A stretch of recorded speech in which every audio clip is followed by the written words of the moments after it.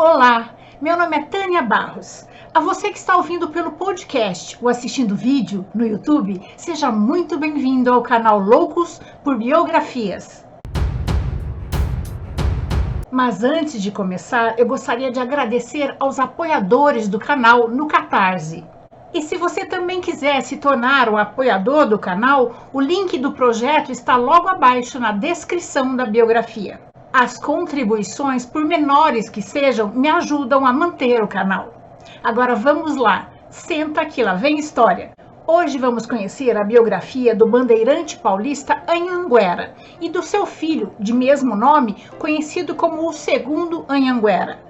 Bartolomeu Bueno da Silva, conhecido como Anhanguera, foi um dos primeiros a explorar o Brasil Central no século XVII. Aspirando a encontrar ouro no sertão goiano, organizou uma bandeira e partiu para lá em 1682 com uma grande caravana e acompanhado de seu filho com apenas 10 anos. Conta a lenda que Bartolomeu Bueno da Silva procurava as ambicionadas minas de ouro quando se deparou com índios da tribo Goiás, que impediram a entrada da bandeira em seu território. Percebendo que as índias estavam adornadas de ouro, Bartolomeu teve certeza que ali estavam as minas e teve a ideia de encher uma pequena vasilha com aguardente e atear fogo. Os índios acreditaram que a água estava pegando fogo.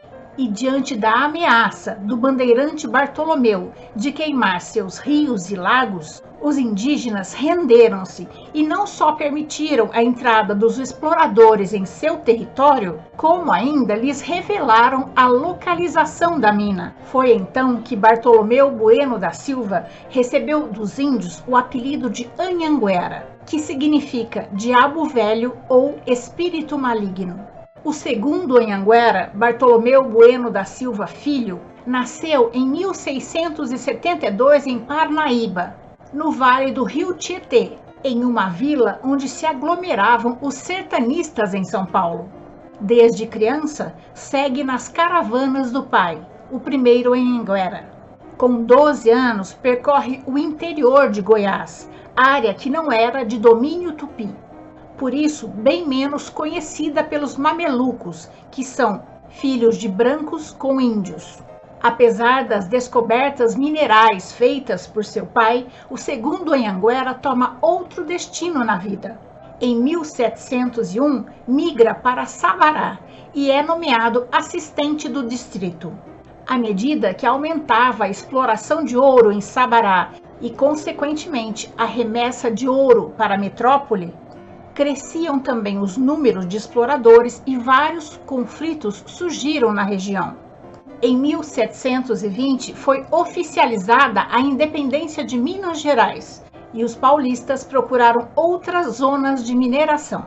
O governador Rodrigo César Menezes, que sabia das antigas descobertas do seu pai, passa a oferecer poderes crescentes para Anhanguera e sua família irem buscar ouro na região que tinha percorrido com o seu pai na infância.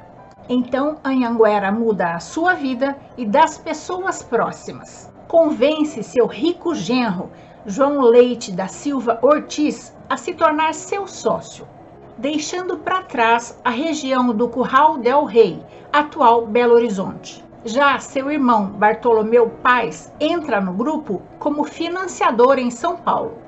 Com o incentivo e a permissão do rei português Dom João V, o segundo Anhanguera e seus sócios, João Leite da Silva Ortiz, que era seu genro, e Domingos Rodrigues do Prado, assinaram, em 14 de fevereiro de 1720, um contrato para procurar as minas de ouro nas terras de Goiás, onde o seu pai já tinha encontrado ouro. O acordo traz a promessa por escrito de que Anhanguera teria o governo da região em que encontrasse ouro. Em troca do seu trabalho, lhe foi concedido o direito de cobrar uma taxa sobre a passagem nos rios que conduzissem às minas goianas. Além do contrato, os bandeirantes receberam um regulamento, que seria a lei nas suas andanças pelo sertão.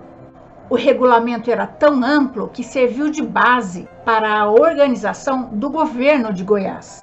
Eles juntaram cerca de 500 pessoas, na maior parte índios, mas também havia escravos africanos e mulatos. A disciplina era militar e algumas revoltas aconteceram na longa caminhada. Durante 3 anos e 8 meses, o grupo esquadrinhou a região da Serra dos Martírios, mas finalmente encontrou ouro na região do Rio Vermelho. A notícia chegou a São Paulo e não se limitou à vila. Em menos de uma década, só a população de escravos africanos em Goiás chega a 10 mil. Anhanguera manteve o poder sobre esse aglomerado até encontrar um governador realmente ambicioso. Antônio da Silva Pimentel teve a ousadia de mandar abrir a arca com cerca de 60 quilos de ouro de impostos de Mato Grosso, trocar o conteúdo por chumbo e despachar a nova carga para Lisboa. Sabendo que seria processado, trata de arrancar o que pode enquanto não chega a intimação. Manda prender Bartolomeu Paz, irmão do segundo Anhanguera, alegando desvios na cobrança de impostos. João da Silva Ortiz, genro de Anhanguera, fica sabendo da notícia, vai para São Paulo e acaba sendo envenenado. Sobra para Anhanguera tentar remediar a situação, mas ele também acaba sendo processado por desvio de autoridade. Com a suspeita de contrabando, estabelece-se uma ouvidoria e a criação da Capitania de Goiás. Acusado de sonegação de impostos, o segundo Anhanguera foi perdendo prestígio e, por fim, o cargo de capitão-mor dado pela coroa. E sua autoridade foi sendo limitada pelos delegados do rei Dom João V. Bartolomeu Bueno da Silva, o segundo Anhanguera, morreu pobre e destituído de poder em 1740, na Vila Boa de Goiás. O ciclo do ouro foi curto, mas mudou completamente o perfil da colônia. Atraiu pessoas de todas as partes da América Portuguesa e fez com que a coroa mudasse a capital do Brasil, de Salvador, para o Rio de Janeiro, em 1763, para ficar mais próxima das regiões auríferas.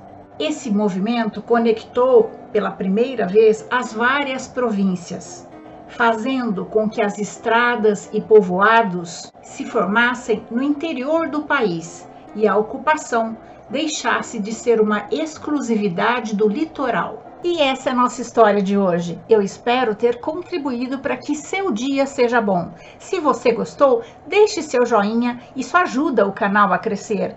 O canal Loucos por Biografias traz novas histórias toda semana, em áudio no Spotify e em outras plataformas de podcast e em vídeos no Instagram e no YouTube.